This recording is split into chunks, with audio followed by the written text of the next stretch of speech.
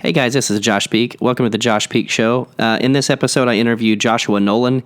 Joshua is a powerhouse when it comes to wrestling and developing young wrestlers and then into young men that end up becoming great wrestlers. Got a great track record. You're going to love this interview.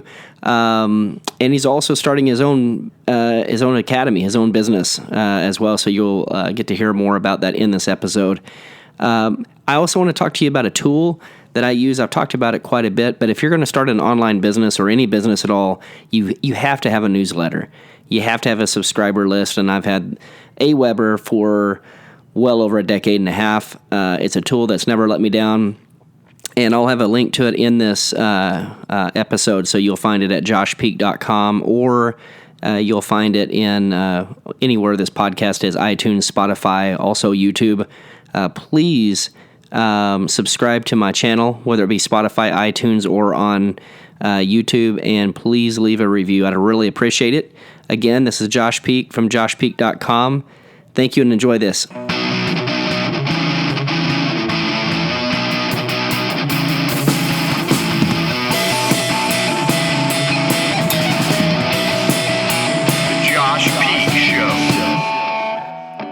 Hey everyone, this is Josh Peak. Welcome to the Josh Peak Show, where we interview entrepreneurs, and a lot of times I interview folks that are entrepreneurs but have had a wrestling background too, or some sort of martial arts background. That's kind of two of my passions, and so today I'm excited to have Joshua Nolan on with me. I'll give you a little bit of a brief background on Joshua here in a minute, but Joshua, I appreciate you coming on today. Yeah, man, excited to be here. Thanks. Glad we got it worked out. Yeah, we've been wanting to do this for a while, and the timing's really good right now. You're getting ready to start up a new wrestling club out in Reno, Nevada. Is that right? Yeah, I'm excited to get back there. I was actually born in Reno, so kind of going back to my roots. That's what I was going to ask you. I know you wrestled out at San Francisco State, and so then I didn't know if you were from the California area or around Nevada. I didn't know exactly where you were from. Yeah, so I was born in Reno, actually, and then when I was real young, my parents moved just over the border to Quincy, California, so it's only like an hour and 15 minutes from Reno. And then So I grew up in Northern California my whole life, and then, like you said, I went down to San Francisco State for my college career. Sweet. Well, I know that I remember wrestling. When I wrestled, we wrestled a tournament out in Susanville, which is not far from Reno. I think it was Lassen Community College up in that area, and they had a real good. Back then, they had a really, really good wrestling program. But remember, like when TJ and all those guys were going through. I think Jamil Kelly was there for a minute. I mean, they were really, really good because they were still wrestling the whole NJCAA. In California, was the other community colleges were doing their own little state thing. Yeah, they were. I mean, Jamil went there. They just had some hammers. I remember that tournament. We had Ricks, Idaho. We had a couple of colleges from Arizona. We had some California teams, and then we had Boise State. They had a team, and so we had a few D1s. We had a few, some JUCOs obviously, and some D2s. It was a tough tournament, and that was kind of it was fun getting out there and getting the experience that we didn't wrestle much on the West Coast. So how far? I guess you were pretty close to Susanville then, probably, right? It's like an hour and a half away. Yeah, actually. So most of my youth matches. So in that area at the time. Susanville had 4 youth programs, so they used to run tournaments basically, all spring. So a lot of my youth matches were at either Susanville High School or at Lassen College. So I've been over there tons and tons when I was younger. So what age did you start wrestling? I mean, did you start as a real young kid or? Yeah, so I started wrestling second, third grade, and for where I'm from, the Quincy youth program, it was just a recreation program. So it was just 2 months a year, maybe 3 months, just January, February, March, and then that was it. I didn't wrestle at NorCal TOC. I didn't wrestle at the state tournament. Nothing growing up. So it was really just kind of a pastime in between. So I would wrestle and play basketball like in the same season for the rec department. So it was really, it was really laid back, and I didn't really even think about getting serious until when I was a freshman. I kind of saw some success as a freshman. I was like, oh, maybe I can do this a little bit more. And then that's when actually Coach Pack moved out to Quincy. And so once he got out there, then I just basically just started following him around, and any tournament him and Cody were going to, I was just tailing along and going with them. So that's kind of how I got started, like really actually training and wrestling. That's cool. It's amazing how many people that have have crossed paths with Terry Pack. I remember, like I was just talking to you before we started this, that he was coaching at a startup. It was Neosho Community College in Kansas, and we were at Labette. That's where I wrestled. And Neosho, within like a year or two of Terry being there, they won a national championship. It was, it was like a startup. And of course, he brought in some hammers, but it was Neosho and Colby Community College. And at that time, there were only 3 Kansas Community College wrestling. Now we have many, but so the 2 years I was there, we were always finishing the top 3 to 5, and you have Colby and Neosho, 2 Kansas teams win it, and we didn't win it. And so, but then, Terry went on obviously to have a successful run with, some other places, but then he's got Legends of Gold, and so talk to me about Legends of Gold. Obviously you're getting ready to move to Reno. But you spent some time in Legends of Gold, and it looks to me, especially this year, you guys have cranked out some really good wrestlers. And not really. I'm not just saying specifically Greco, but you guys have got a pedigree of some good wrestling going on in the Greco department. Yeah, absolutely. Our kids. We did. They really, really showed up this year, and obviously you like to see them show up when the lights are on and at the biggest tournaments. But it was this year was a culmination of really a couple years of dedicated hard work from a lot of people. So the Greco stuff kind of started with the IDA, which is the International Development Academy, and bringing kids in to train full time, and bringing coaches in like Jesse Thilke and Cody Pack and Anthony Ramirez to train these guys, and obviously those guys is the guys that have coached them to be the points where they're at now are amazing coaches, and they've taught them well, and they're able to pass it on to these young kids, and these kids picked it up fast, and it was really cool to see, because these young kids kind of took it on, and it was like Greco's not the sexiest of the wrestling styles, but our kids really gravitated to it, and they took off with it. So it was really fun to see this year them all that pay off. But for me, Legends of Gold goes all the way back, like I said, to Quincy, when Tim moved out there and introduced me to freestyle and Greco and training year round. And I'm sorry. You're fine.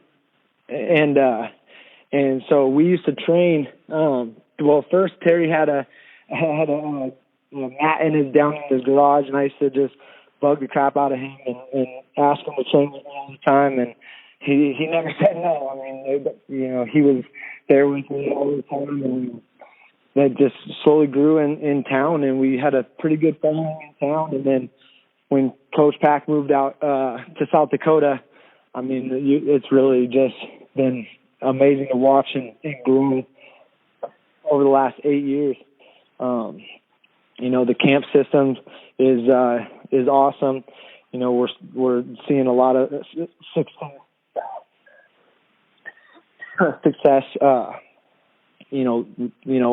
At all levels, which is awesome. Yeah.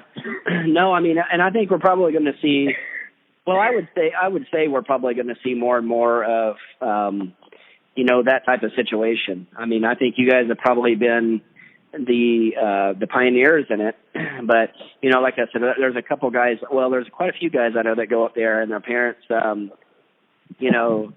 invest a lot. I mean, we're in a competitive environment. I don't think we've seen wrestling at this level in America in a long time, maybe if ever. I mean, if you look at Fargo, and you look at, what I think is on Flow was over 60 kids in the juniors that were ranked that didn't even place.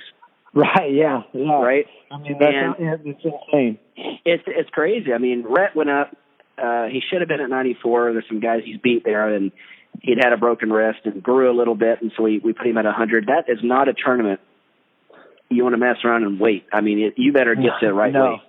Yeah, absolutely. Yeah, we learned that lesson, and not to mention he's 1 month from being a schoolboy, so if you're young like that, you better get to the right weight. We learned that pretty quick, and so we didn't have much of a long season because he had a broken wrist, but I'm just seeing, and I think you're probably seeing it too. I mean, you see some guys that at Fargo, it's amazing. I mean, I've been to Fargo before. It's always been tough, but this year was different. I mean, there's no question about it. This year was, and like I said, I think we're seeing because of social media and because of the internet, we have so much more access to so many things. But wrestling is in vogue now. I mean, there's people they want to wrestle. It's a hot sport. It leads into mixed martial arts possibly. But if you look at our senior level, we're dominating. I mean, and I don't know. I mean, to be a top 8 All-American at Fargo at some of the tougher weights, it's a hard thing to do. And so I think you almost have to train. I hate to say year round, but you do. I mean, almost. If you're going to be really good, you have to almost take it as a profession. Yeah, and that's completely what it is, and that's, just like you said, the level of competition is taking a step up year in and year out. It's just, you see, if you're not getting out there and training, seriously and training with a purpose, then it's going to be tough to win against some of these kids that are and that are, on the right path, and it's not even something that you can just pick up and be like, okay, now I'm in, and then 3 months later you're gonna win at this level. It's something that's, you got to put the time in, and it's over years and over the time. That's how you earn these next level wins at this point, because it's not a given thing. Like you said, 60 kids. We were victim to one of our kids that's 3-time champ, and he took third in Greco, but in freestyle lost in the blood round, and it's just one of those things that you're coming up against, next level kids, and you're seeing the future NCAA stars, you're seeing the future world team members, Olympians at this tournament. They're not just picking it up later in their careers like sometimes it was happening. Well, and then you see something a little bit different as well. Like you're starting to see homeschooling on the rise as well, to where kids have more time to train. You're seeing kids that are now starting to specialize a little bit more. What are your thoughts on that? I mean, if a kid, I think there has to be at a certain level, they have to have shown some sort of success. But what is your thoughts on a kid wanting to specialize and say, okay, I want to go only the Greco route or only the freestyle route? What is your thoughts on that? Yeah, so I think, the later in the career that it can happen, I think is probably the best. And I'm not saying, junior, senior, high school, but I'm saying, through middle school, I think it serves an athlete to wrestle all three styles. And cause, John Smith's not at kids nationals, unless his son's wrestling there, but he's not recruiting at kids nationals. He's not recruiting at Tulsa nationals. So really those tournaments and that training, it's just about getting reps at that point. It's not about wins and losses and national titles and this and that. It's about just getting the time in, getting the reps, getting the matches in, and letting that all culminate to, when you are a freshman, sophomore, and then you see, okay, now I know that, I'm seeing more success in the Greco route, so I'm going to go the Greco route. I love Greco. I'm going to go Greco. I love freestyle. I'm going to go freestyle. I want to win an NCAA title. That's really important to me. I'm going to, focus on folk style. But for me, in 7th, 8th grade, 6th grade below, I think, wrestle all three styles. Don't be afraid to play football. Don't be afraid to play baseball. Don't be afraid, to incorporate some other sports. But at the end of the day, when you do get freshman, sophomore in high school, I think that's where it's going to benefit you a lot to make your decision. And even with that, if you want to do all three styles, I think you should. Because at the end of the day, wrestling is wrestling, and those reps are still gonna benefit you. Even if like I'll take Billy Sullivan, for example. He's, a pretty good folk styler, a pretty good freestyler, but he's a national champion OW Greco-Roman wrestle, but he trains in all three styles. He did, and he lived out here for 2 years and trained out here full time but trained in all three styles, but his passion, his love, and probably majority of his focus is still in Greco. So, it all worked for him and all came together because he, was in there getting the repetitions in and putting the time in. That's why he saw the success, or is seeing the success at a really high level right now. See, I think that was kind of me too. Like, I went to this place to where I'm like, okay, freestyle and Greco. I love freestyle and Greco. But then we've trained a lot since Rhett was young at OSU. And I think if you look at some of these guys at OSU, their mentality is that, folk style helps with the grind. I mean, and I think that's why we beat a lot of the international guys, is we can push them deep in the water, late in the periods, and I think it helps us.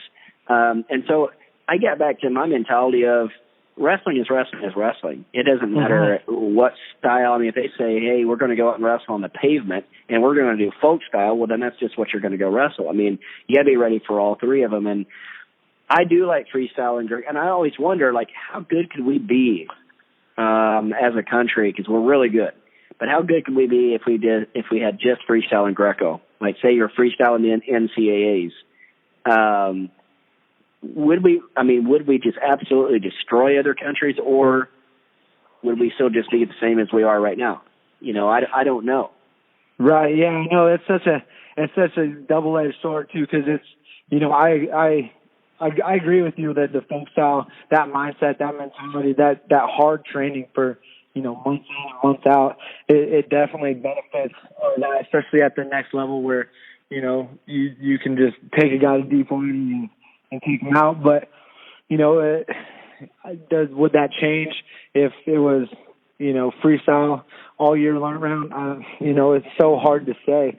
It's kind of weird that, in the women's side, they've got it kind of flip-flopped where a lot of their competition in high school are all folk style, and then they get to college and it's all freestyle. So, and I mean, the women's wrestling in America is obviously, coming up super fast, and, those ladies are killing it at a really high level. So I don't know if folk style, maybe that's the secret sauce or something right now. It's our little, our little secret that we have over the other countries too. It could be, it really could be. I mean, there's no doubt that I think it toughens our kids up, and not just kids, I'm talking all competitors. And I was one of these guys like, hey, I'd love if our country to sell all freestyle and Greco, but I've kind of changed on that, and more so because, number one, I think that it does make us tougher. Number two, you hear all these people. I mean, there's I don't know what it is. Like, you hear everybody's got an opinion these days, right? Of course. And so they're like, well, if you're not a 2 or 3 or 4 sport athlete, then we're specializing too young, and we're getting too serious. And I mean, I'm sure maybe to a degree, but maybe our country has softened up a little bit too. And maybe it's time that, I mean, I was a 3 sport athlete, but if I didn't know what I know now, maybe I would have just did wrestling, and I don't see I just don't see a problem. My daughter, that's all she does is dance, and Rhett, that's all he does in wrestling. And if you ask him, like, he said, I am a 3 sport athlete. I do Greco, freestyle, and folk style. Yeah, exactly. Yeah, exactly. No kidding. He said, I'm a 3 sport athlete. He said, I would do jiu-jitsu. I love mat sports, and so I don't know. I mean, it's interesting, but I can say this by watching Fargo and watching some of our national tournaments. Time will tell, how far some of these kids can go. But as of right now, man, we have kids, you see it. We have kids that are 10 years old. They look like they could wrestle NCAA. I mean, these kids have some awesome technique. It's amazing. So, do you see, let me ask you this. So now, I mean, I think Flow Wrestling is great as far as the media and the attention that it's brought to wrestling, and it's opened it up, At the same time, do you think that type of media attention, I mean, it puts pressure. It's going to bring a certain amount of pressure, but if you start reading some of these Instagram and some of these comments on some of this crap, I mean, is there a negative to it? I guess is what I'm trying to say. Is there a negative that it's brought to it as well? Yeah, I mean, I think there's a negative to all sides of social media. There's just it unfortunately it allows people to be at arm's distance away from anybody that they want to be. Mm-hmm. So in allowing somebody that close to you to when you maybe don't know them or maybe don't know their intention is that's a dangerous game to play, just because like I said, you don't know what they're intending. So I mean, I think it comes down to, I think the benefits of it outweigh the negatives, but I think it's our job as coaches, as parents, as mentors.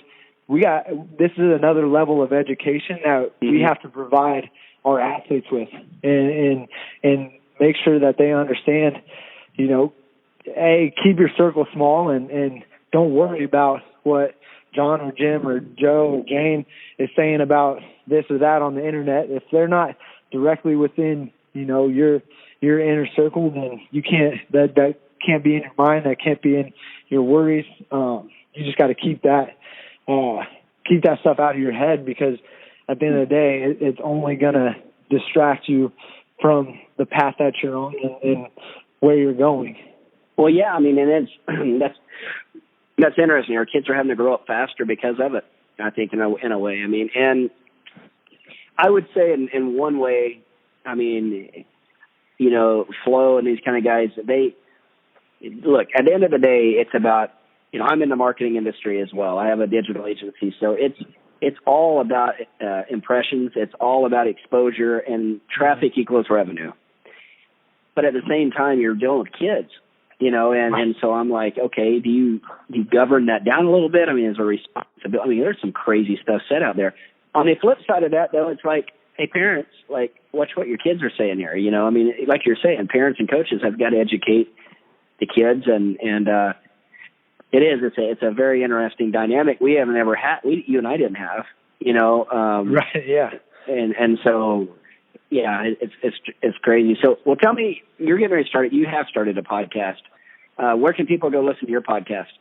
Yeah. So it's Jano Knows Podcast. It's on Spotify. It's on Apple. Pretty much anywhere you're going to find a podcast, it's on there. I've got just 2 episodes of that. And then I actually did some episodes. We called it Approved Legends. It was with my buddy, and we did just like 8 or 9 episodes of that. So can go back and listen to those too. But yeah, I started this one up on my own, and like eventually I want to do kind of similar to what you're doing and interview people that are doing cool stuff. I think there's the more positivity that I can spread and that I can, use my platform to reach people. And like you said, there's so much negative and so much crazy things said out there. Like, I want to try to make everything that I put out there, I want to combat that and make it as positive as possible and just, try to help, as many people as possible. I'll tell you, man, that's good. And I think we need it, especially in this sport. I think the sport needs it from a couple of different angles. I think I remember Gary Vaynerchuk saying this, that every company and every person at this point is a brand. So you're you're basically a media company in essence. I mean, I have a big plumbing company I work with in Oklahoma here, and then also I work with some politicians doing their campaigns. And every one of you guys, you should have your own podcast. I mean, you control your media. I'll say this: you control the talking points. And I've always been told that if you can control the content, you control the central nervous system of any industry. So you look at Wall Street Journal in finance, right? So they can kind of control that to a degree. Your big media companies are fighting for audiences, Fox, CNN, MSNBC, and all that. They're fighting who can control the narrative. Well, podcasting's taken that away. And so, like, it's funny. I was just going through like the top 10 or however many on iTunes in each specific group, and Jordan Belfort just started one, and he's the Wolf of Wall Street, crazy lifestyle, and something I wouldn't want to live. But the bottom line is he's got a really good podcast. He just started. He said I don't care about the logo, I don't care about the microphone, the walls, and I just get it started. We'll get it started. You get it right. You have to just get it going first before you get it right. And so he's got a great podcast and some of these others as well. So I think the wrestling industry, I think what you're doing right now, there's not a whole lot of competition. And most people don't know, they don't know how to do it. Number one, it's not that hard to do. Like if you just get like what you've done, you get some sort of a hosting platform, Libsyn or whatever. But the difference between, you and them is that you actually know what you're talking about. You have something to talk about, and it's something what your content. And so if you just get on it, and really just put your nose down and do like how you coach. You coach your kids in wrestling. You put the focus in and whatever. I mean, I think you could have something pretty big. So I'm going to be listening to your podcast as well, and then talk about your program you're getting ready to start up out in Reno. I guess that's you're leaving here fairly quick. So what are you planning on trying to do with it? Yeah, so Silver State Wrestling Academy. So me and my wife are starting this up, and we move out. We'll be in Reno on August 5th, and hit the ground running and get everything going. And the goal is to run our first practice in August. Really, just the drive behind this is it's 3 years in the making. When I actually left college wrestling, so I was coaching at Northern State University up in Aberdeen, South Dakota, and I was coaching up there, and I just had I also ran the youth club up there, and I always loved I love college wrestling. I loved coaching college wrestling, but when I worked with the younger athletes and I actually sat and taught wrestling at the most basic all the way up to the highest level, I just loved teaching, and I just felt that passion back then, and I talked to Coach Pack about it. He's been a mentor of mine for 15 years, and I talked to him, and at the time he actually had a position open at Legends of Oldies, because I was thinking about doing what I'm doing now 3 years ago, but he had a position open here, and luckily for me that happened. I was able to come here and really learn from Coach Pack and learn the youth wrestling scene and even just the club wrestling scene in general, and really get a good understanding of what it takes to not only compete athletically, but really put together a system that creates a family that creates, just that love through wrestling. Wrestling is the vehicle at this point, and I want these young athletes to know that wrestling can take you a million different places, and it can take you really anywhere. It can take you to college. It can take you around the world. And you're maybe not going to be there forever in your life, but the places and the lessons and the things that it can provide you, those are the things that are invaluable, and those are the things that we want to take. And I think, we've got that at Legends of Gold, and I'm looking to, recreate that and really, spread, that out to as many people as I can, and, starting in Reno. And, I just really want to build a club based on, on good values, on extreme love and great work ethic, and, let the wins and losses kind of fall as they do. But at the end of the day, I want to help young men and women use wrestling to propel their life into doing amazing things and having major impacts on everybody that they come into contact with. Yeah, no, that's powerful. Well, I wish everybody was that way. I wish everybody had that same mentality. I'm sure you've been in. I've walked into. We've been blessed, man, because we had Todd Chesbrough as his first coach, and then Shane Roller, and then he's just had the best coaches around, and had great coaches. But I've walked into rooms where these guys yelling and and they don't know what they're doing. Like, it's one thing to yell, but it's another thing to, like, what are you yelling? Like, Right. And so, no, I think we need that positive role model in the sport of wrestling, because, you're right. It does. You can't, I don't know, man. It's hard to mimic that hard work ethic you learn in wrestling.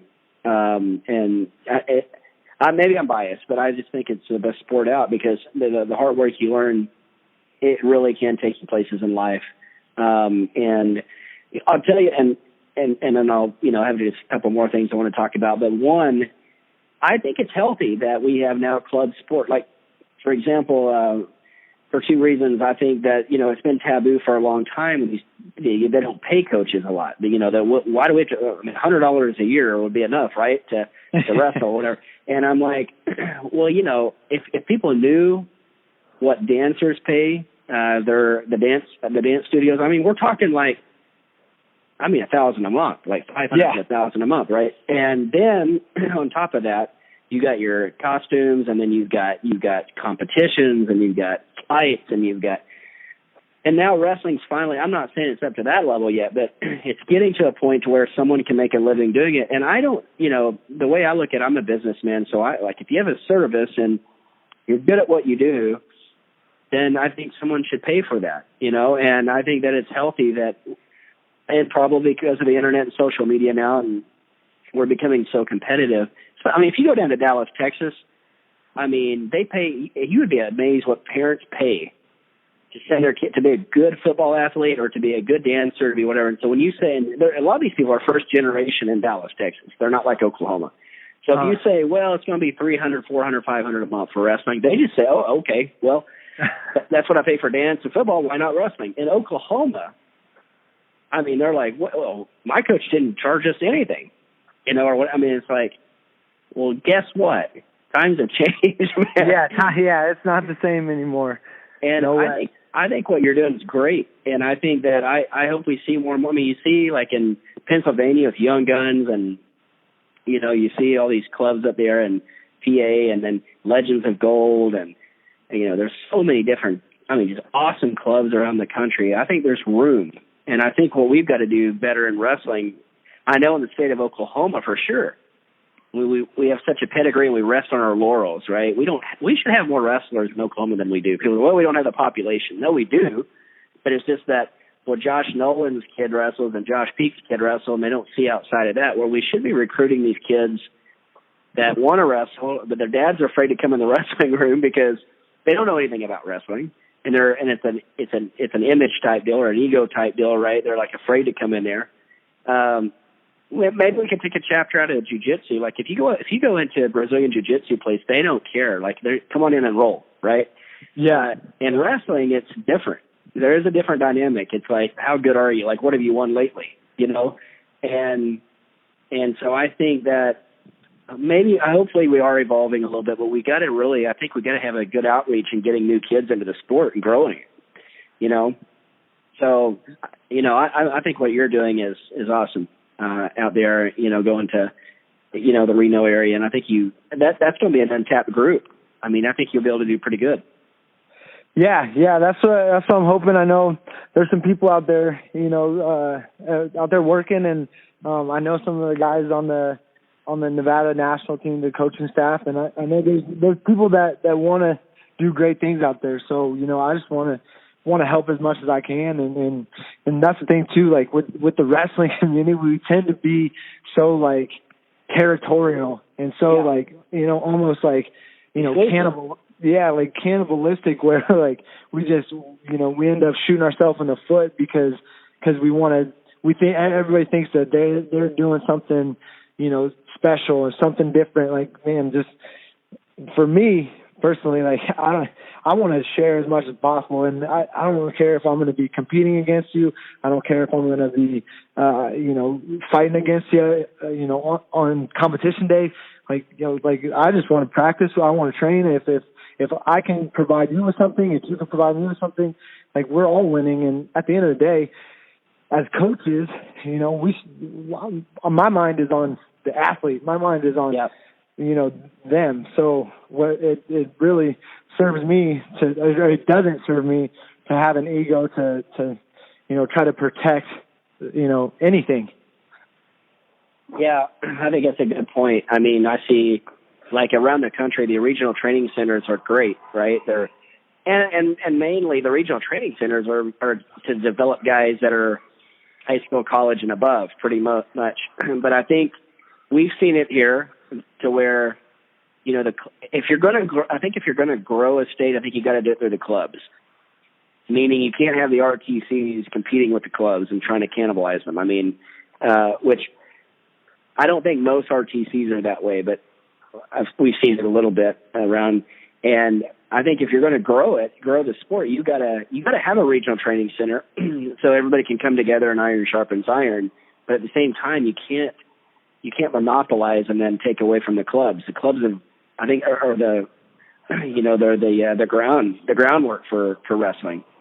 Absolutely. I completely agree with you. Yeah, the RTCs should serve as we're a place where everybody can come together and get better together, and then take that back, everything that they learn at the RTC, take them back to their club. Now the club's going, and the next time everybody comes together, everybody's that much better, and you're just going to continue to grow. That's a great model in my opinion. Sure. Well, where can everybody get in touch with you? Like, what is give us your Instagram and your Are you on Twitter too? Yeah. So both of them are @JNO_knows, KNOWS.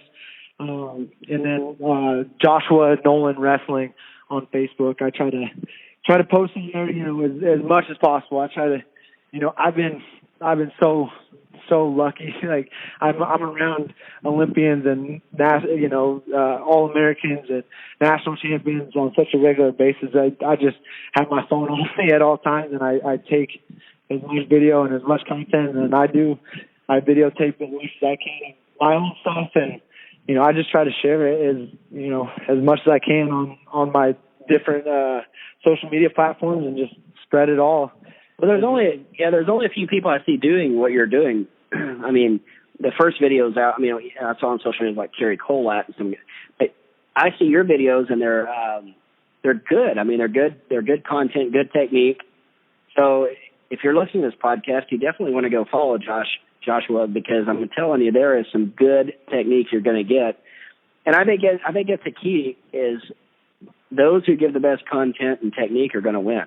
I mean, obviously, like you're saying, there's a lot of people want to, I got a secret this and secret that. I mean, at the end of the day, you don't. I mean, they think they do, but they don't. And And so I think that what you're doing is great content-wise. I'm excited, man. I'm excited to see what you're going to do in Reno, and I think you're going to have a positive impact on a lot of people. And I'm just glad that I got to interview you and bring you on here and, let my listenership get to know who you are. Yeah, I appreciate you having me on, man. It's a blast. Hopefully down the road we can catch up again and give a little update on where Silver State's going and what we got going on. Well, I appreciate it, and we'll definitely do that for sure. So we'll have a safe trip out there, and again, we're excited to see what you're going to develop, and I know Nevada's going to be real happy to have you. I appreciate it, Josh. I really do. Wish the best for you guys. Well, cool, man. I appreciate it. Well, thanks a lot, and we'll catch up soon. Yep, thanks. Talk to you soon. Yeah. Bye.